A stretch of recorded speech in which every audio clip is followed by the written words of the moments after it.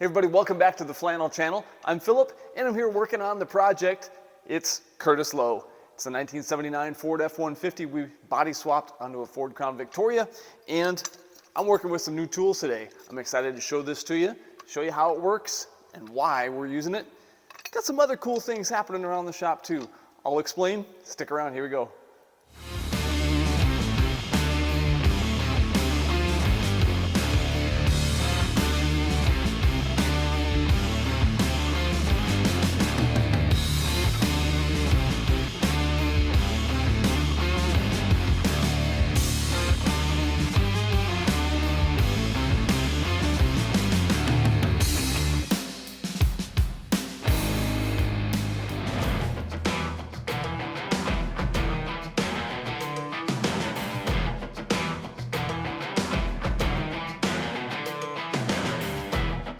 Okay, so we just got done unloading this tool here, and what this is a tubing bender, and the tubing bender is air over hydraulic, and you can see the controls are down here. It's a lot like the pipe expander that I used in the last episode, but it's going to be really nice to be able to bend this. This is our future roll bar, and pretty excited about that. It's 0.95 wall thickness, DOMs, drawn over mandrel. It's 1.5 inch pipe. It's not gonna be a certified roll bar or cage, but that's really not that important to us. It's not gonna be used in competition or anything like that. We're mainly doing it for strength and for bracing, things like that on the project. So that's gonna be happening hopefully in the next week or two. Not 100% sure, but we're gonna call in some outside help on that. So that's unloaded. We just threw a whole bunch of scrap that isn't going to be needed anymore, and that'll kind of go into storage. We got couple race small blocks that just got unloaded, and our friend and sponsor, our landlord, he is an engine builder and a mechanic, and so it's fun to be surrounded by B-mod engines, I think. I don't know. I think it's pretty awesome to have race engines laying around. What else? We got a Subaru that got an engine this last week, so that one's done and outside. And obviously we're dealing with winter, so we got some storage of the tractor and things like that. We have a new oil burner furnace that's going to get installed this week, and the mezzanine is going to get put in as well on the property. So we do have in-floor heat. If you're wondering, that's what this setup is back here, and not this guy. This is the controls for the low hoist.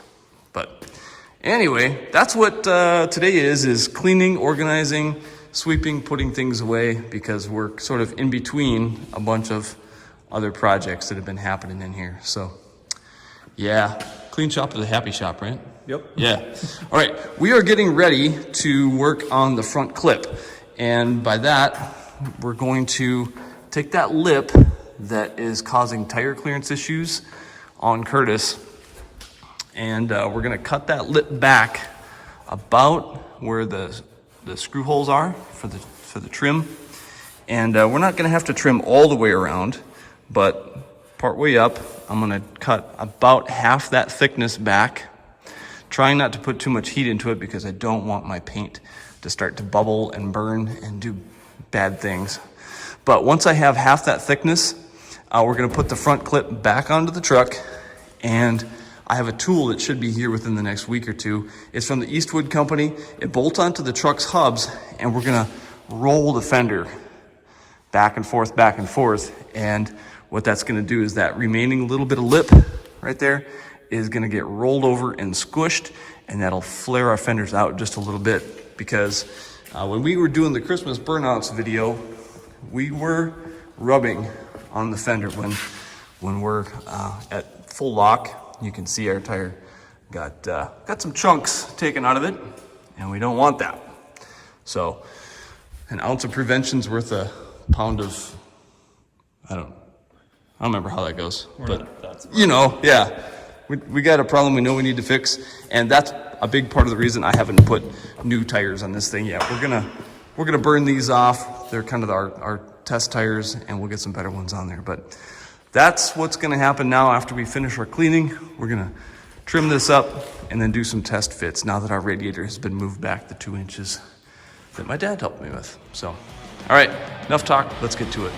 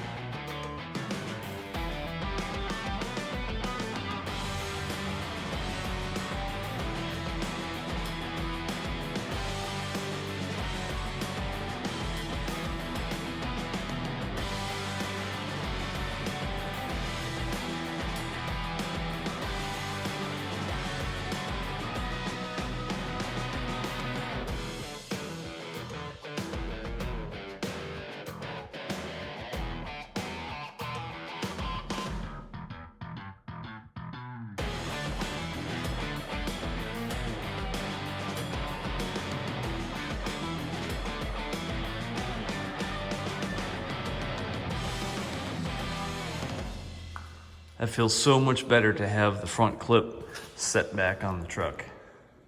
Just to stand back and look at it. Here you can kind of see the kind of clearance that we're dealing with right now. I can stick my fingers in there between the fender and the wheel at full lock. Now, again, there is a kink right in that fender that was on there when we first got the truck, so not a big deal, but having that roller is definitely gonna open that up so much better and so much more for us. And yeah, so I'm looking forward to using that tool and really making sure that we get that weld along there, nice and flat. So that way, even if we do have a little bit of rubbing up against our new tires, we won't start taking chunks out of it. So that's the goal anyway. I just love looking at this thing. And it's at full lock too. It's really cocky. Heck yeah. But one of the things you'll notice is the opening for our radiator is quite a bit more open on this side than it is over here. And there's a needless amount of steel that's in front of the radiator that's not gonna allow airflow. So one of the things that I'm gonna do is mark out where I can trim that back and allow more air through and keep this thing as cool as possible. So yeah, it's little things like that that you don't really know that you need to do until you start mocking it up. Just like that. Now, we'll clean up the edges a little. That looks so much better. Let more air in. Nice. You know, honestly, I think that would have been kind of silly of me not to open that opening up further and let more air through. And now it looks symmetrical on both sides and things like that. Yeah, so I'm gonna work on grinding some of this more, getting it flatter, and then working on getting some brackets so that my front clip can be just bolted on. And I'd like to keep it as simple as I possibly can so that one guy with like 8 bolts can have this whole front clip flopped off, and that'll make working on the engine and doing things like that so much simpler if the whole thing can just come right off in one shot. So yeah, planning things out for the future. Trying anyway. What I'm doing right now is I'm actually marking out the area that I'm going to be drilling a hole saw hole through the floor of the Crown Vic floor and making room for the roll bar to go through the floor and down to the frame. So I am gonna show you, hopefully on camera, how I can peek through that tiny little hole to the interior of the car and hopefully drill a hole right above the frame. I'll show you. Okay, I'm looking through this tiny, tiny little hole right there. We are directly above the frame of the car. And by looking through there, I probably can't get the camera close enough that you can be able to see it, but I'll try. I'm peeking through there enough to make my mark with my marker, my Sharpie, on the inside of the car. And that's gonna allow me to hopefully get centered over the frame rail and get a hole large enough for the pipe to go through. I'm also gonna be moving these brake lines, cutting my ABS sensor.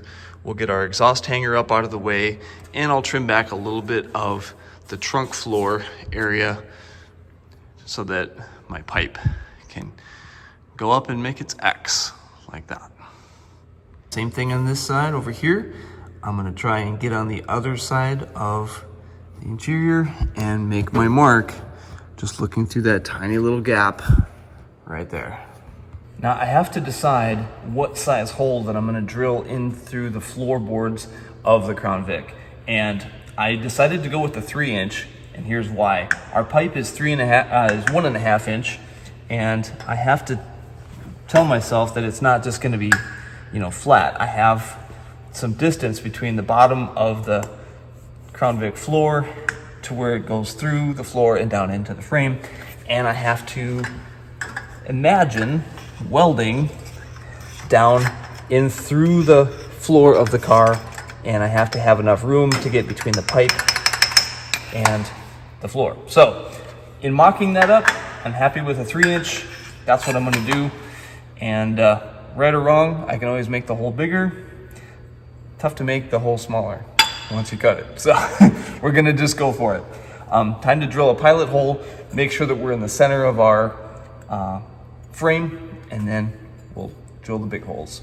Let's go for it. One of the things for us to consider as we're getting ready to drill the hole through the floor is I put my mark with my Sharpie there, but we're gonna actually move back so that way our roll bar is as far to the back of the cab as possible.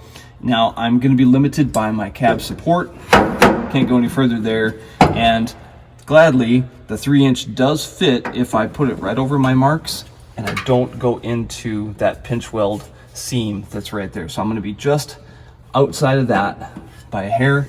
And the other thing to consider is if we're gonna pretend that our pipe is coming up right through the center of that deal, this is where it's gonna eventually ride, and it's gonna come all the way up, and we end almost exactly where that screw is at on both sides, which is perfect. That's exactly what I was wanting, because the back of the cab actually tips inward. It has a little bit of a forward rake to it. So I'm happy with all those things. I say we make our pilot hole on both sides and go for it right where it sits, just like that.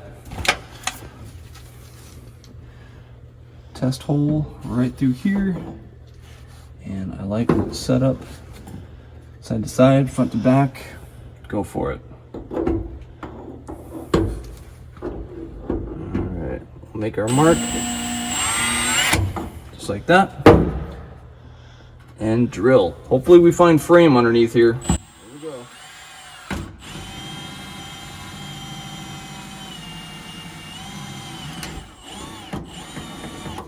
Alright, now let's take that loose, and we're gonna shine our light through the floor, and hopefully we see drill bit right in the center of our frame. Yeah, not too bad. I'm actually gonna move outboard just a little bit. That's why we're doing a test hole to begin with. So I'm gonna move it. Oops. I'm gonna move it again and see if I like that hole a little bit better, because we want our big master hole to be right in the center of the frame. So let's try again here, see if we like this one better.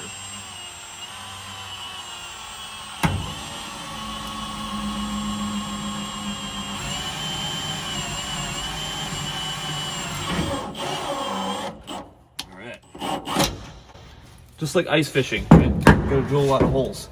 Here we go. That is dead center on top of our frame. Perfect. Good deal. Now we know the distance between that seam and where we want our hole, and we'll also do the same thing up front. We'll go to the seam and we'll find our frame up front as well. Perfect. Okay, let's go to the other side. Oh yeah. Beautiful. That's exactly where we need that hole.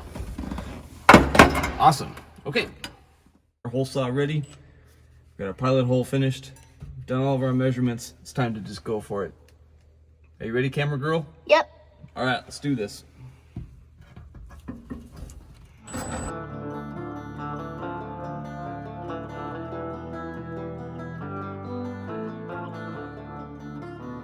There it is.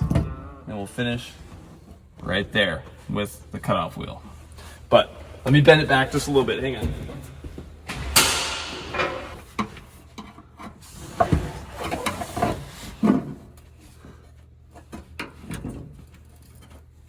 There's our frame. Dead center, just like we were looking for. Perfect. Okay, let's go to the other side.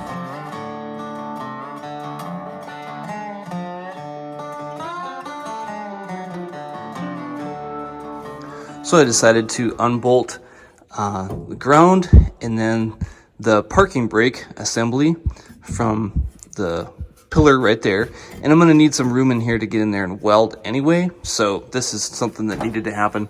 I went and found a piece of pipe that was probably a leftover piece from a different roll cage that was built out here not that long ago, and so I'm trying to decide where do I want my roll bar to fit down in there, and just trying to imagine for height, you know, to make it convenient to get in and out of the truck. We can decide that. We can determine that later once we're actually building the bar, and we can set the seat in there and decide what kind of angle that we want.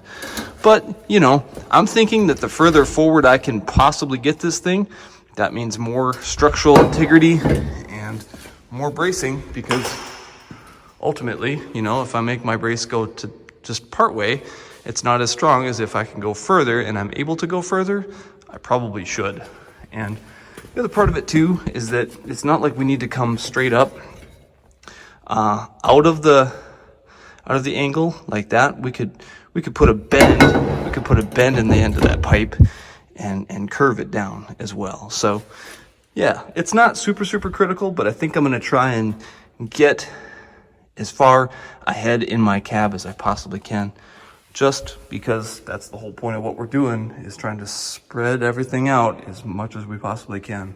So yeah, that's my plan. And sometimes you gotta just eyeball it and go for it. And I think I hit it. I like where, let me see if I can get in there. My apologies.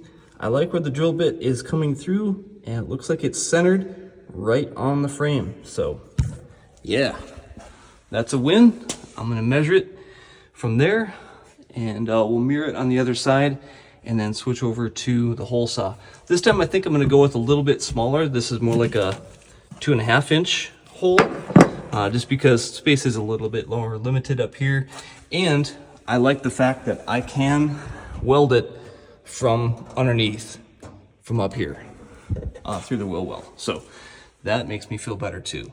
All right, mirror it and then hole saw. Woo! Because roll bar. Yeah. This thing is a Fender roller, and Eastwood is not a sponsor of mine. I would love it if they came on board, but I did buy this with my own money. And what this thing is designed to do is to bolt onto the hub, and then this wheel right here will roll that lip that we just trimmed back, and it will actually pinch it together and make it a flat surface so that you don't have sharp metal sticking into the sidewall of the tire. So step one is pull the wheel and tire off the car and bolt this thing on in place, and then we'll adjust it so that it starts making contact with the fender of the truck, and we'll just start slowly working it back and forth. Now, one of the things that I learned in doing some of the research on this is that a heat gun is very important. I'm not a professional body guy, and I'm gonna be figuring this out on the fly. Like, this is my first time ever trying to roll fenders or, you know, do any kind of flaring at all. So I might completely mess this up and you get to watch. But I learned about this tool and this process on Donut Media. I'll put a link for their channel and the video specifically where they explained what this tool does, and they compared using the tool to the old way of maybe using a baseball bat. That was my plan, is to just kind of roll the bat and do things in kind of a homemade, you know, redneck way, whatever you want to call it. That was my plan. But once I saw how well this tool worked, I was convinced that this would be a good investment. And you could pay somebody to do this for you. I've heard that it runs anywhere between 100 and 150 bucks to pay someone to do this to your fenders. But, you know, that's about how much this thing cost, was 120 bucks plus shipping. And I thought, we're going to use it on Curtis, we're going to use it on Rosie. We'll probably have other projects where it would be nice to be able to roll fenders and gain some clearance for our tires. So let's do that. Let's pull the wheel off and we'll get going. Just a quick disclaimer, I am not a body man. I'm about to show you what not to do. Yeah, it's pretty bad.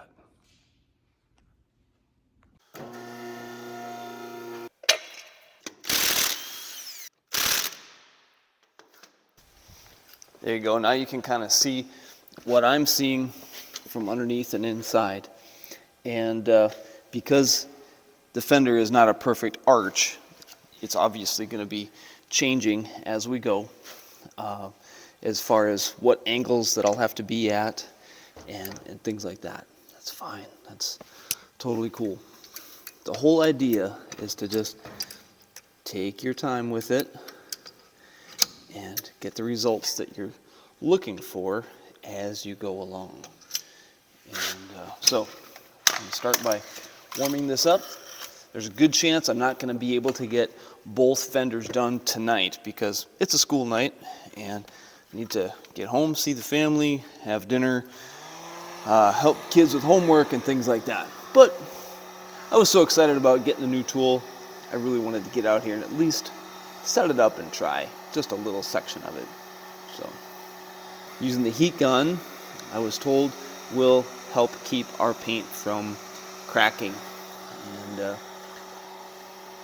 definitely not something that I want to do, is damage the original paint on this thing. So again, I don't want to get too carried away with too much heat either and then start bubbling it and create a problem because of that either. But I would imagine if we make it where I can still kind of touch the fender, you know, and it's not crazy hot, but maybe let's go hot summer day with it, you know, in the sunshine.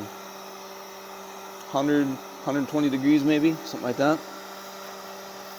We'll try that. We keep the shop at about 55 in here. I'm gonna just concentrate on this one little section right here and see if we can fold it up. That really is my main goal here. I have one little kink right here that was already there, and so that might be a good starting point for me because it's actually bent up just a little bit.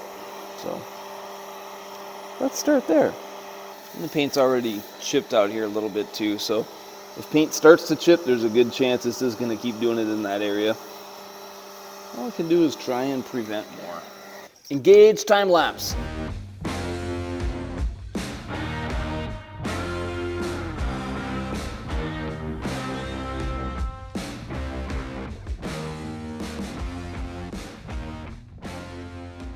It's the next morning.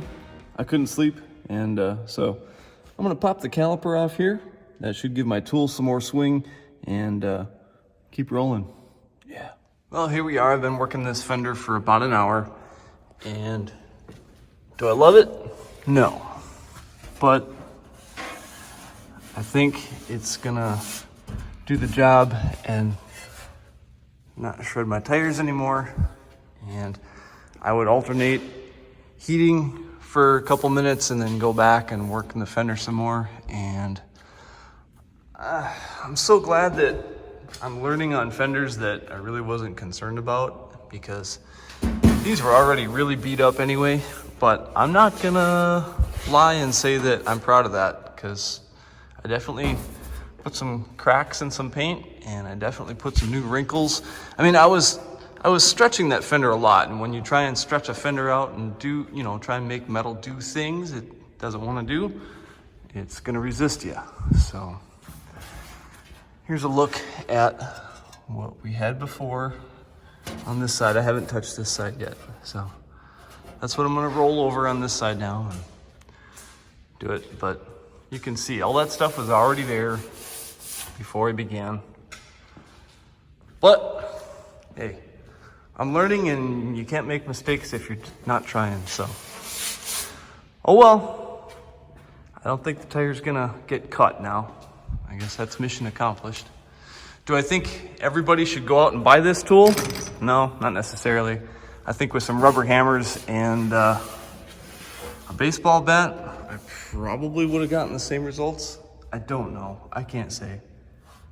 But I tried to take my time, I tried to be patient with it. Maybe I rushed it.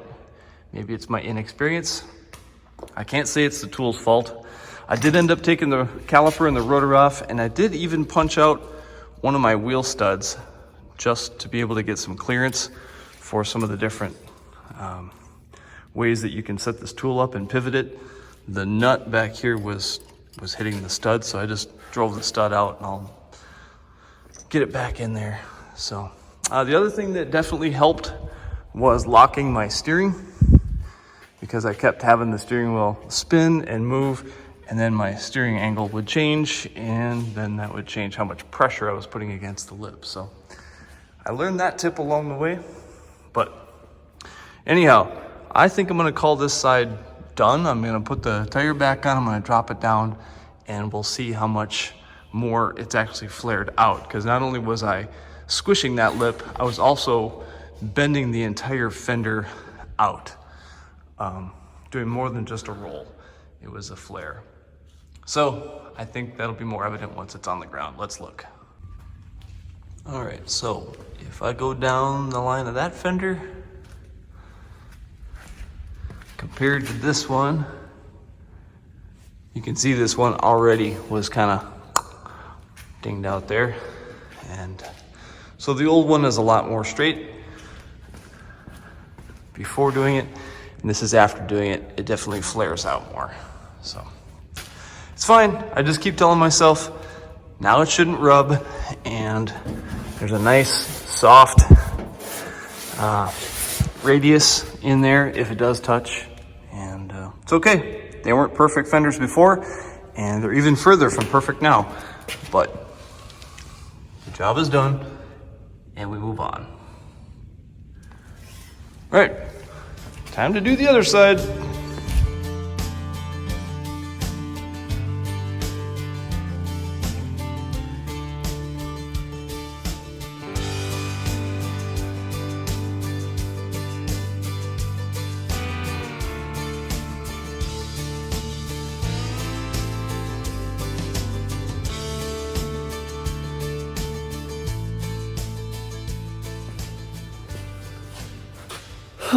Yeah, I'm discovering that I think I really stink at rolling fenders.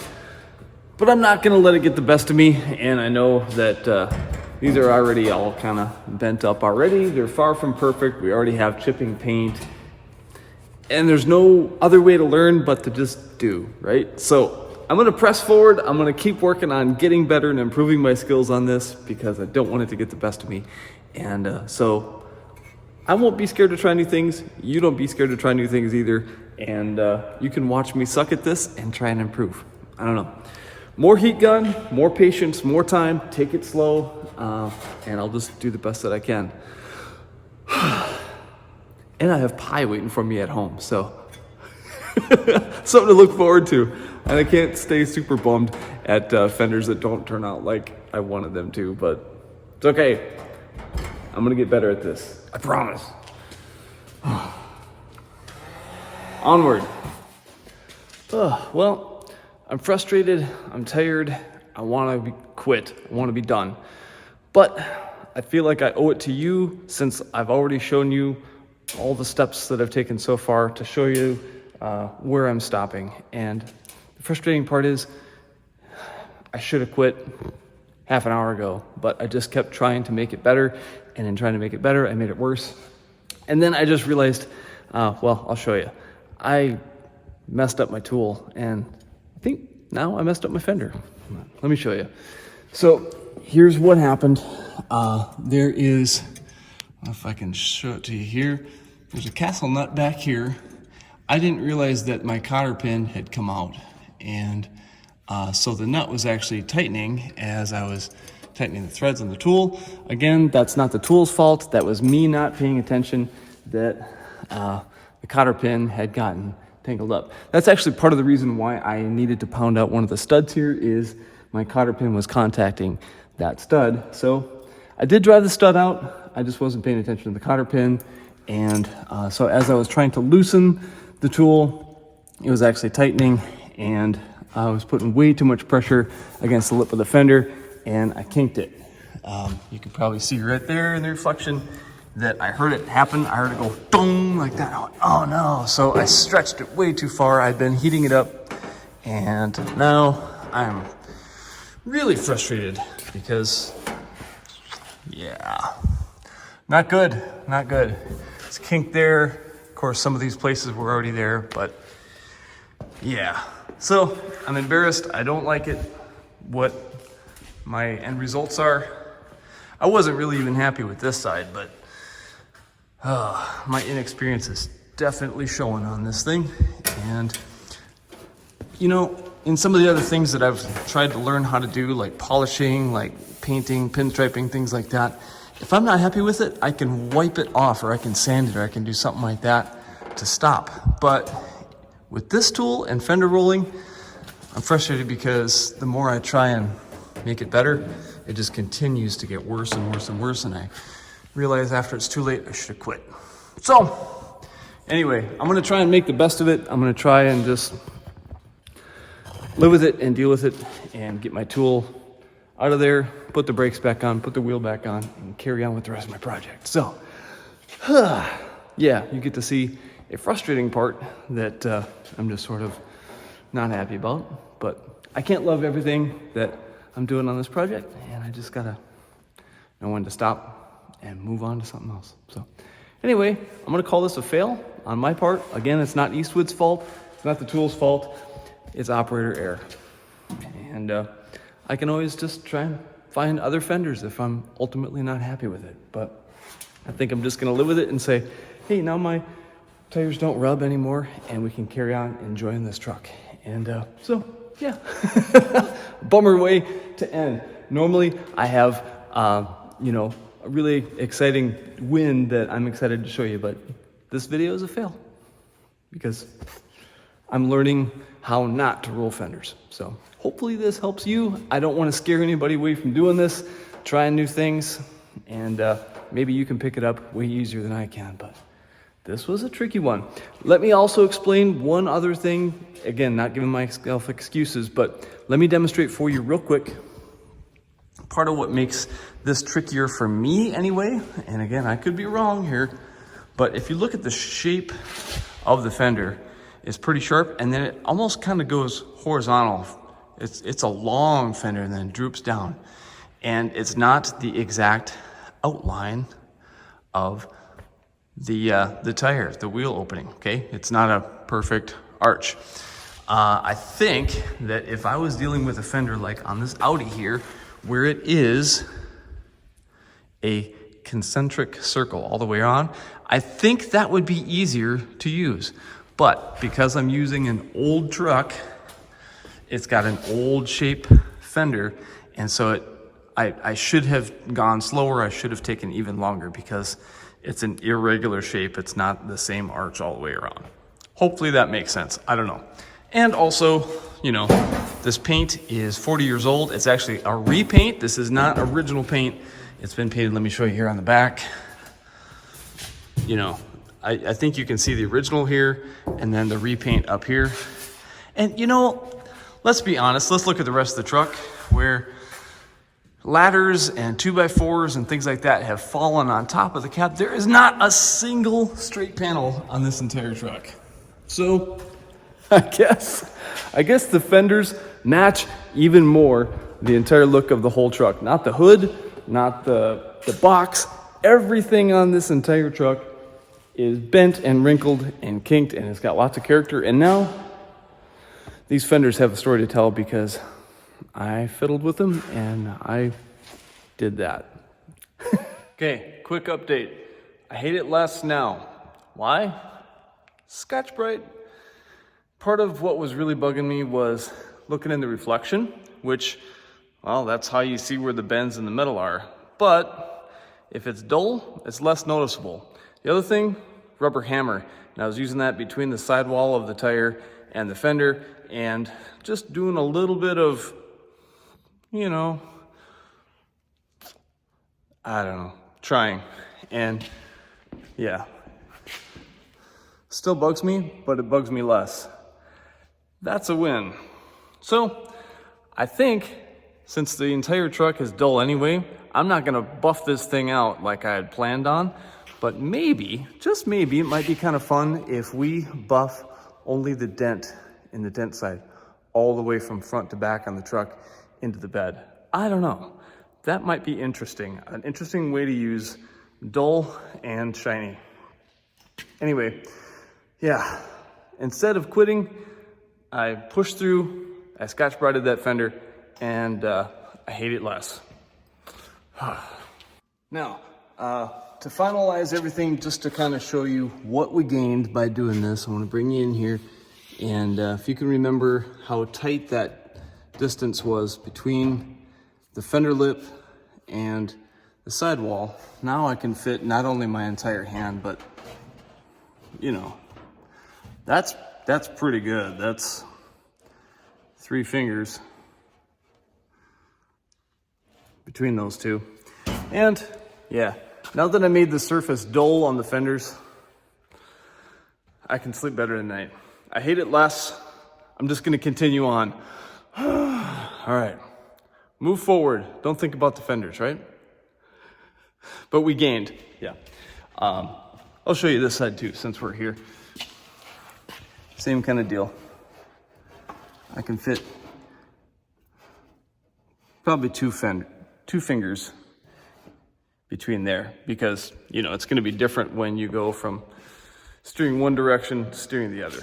But yeah, definitely an improvement. I don't think we need to worry about our tires making contact going around corners anymore. So that's good. I'm not sure if I'm going to have to do any work on the bed sides of the rear. I'm hoping not. I'm thinking I can just set the sides of the box out a little bit wider if I need to, instead of messing with the flare tool. Thank you for watching to the end of the video. Thank you for supporting the channel. Thank you for supporting this project. It's been a lot of fun. It really has, even when bad things like this happen. I have exciting things happening tomorrow. That's going to be in the next upcoming episode. We're planning on putting the roll bar in tomorrow morning. So that's going to be exciting.